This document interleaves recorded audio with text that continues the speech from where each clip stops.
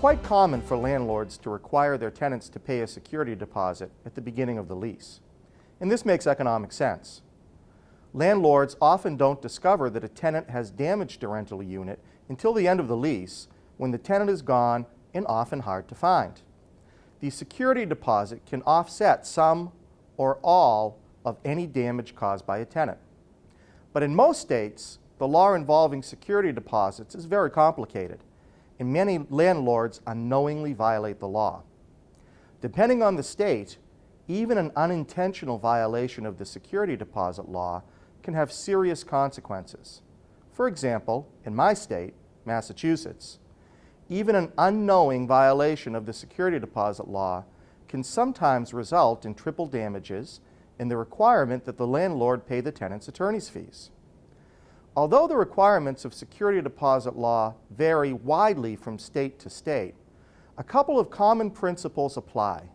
For instance, although tenants are required to pay the security deposit to the landlord, the law of most states deems the security deposit to remain the property of the tenant, not the landlord.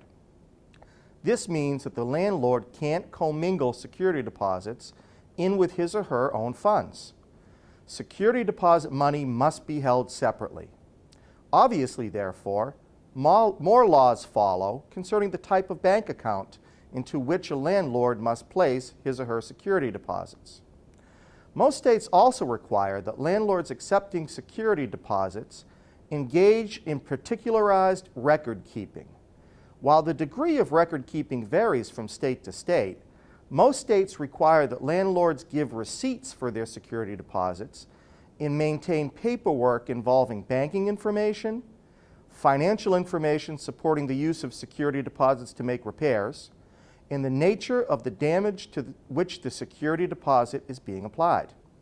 My best advice to landlords who intend to accept security deposits is to consult an attorney experienced in the landlord tenant law of your state.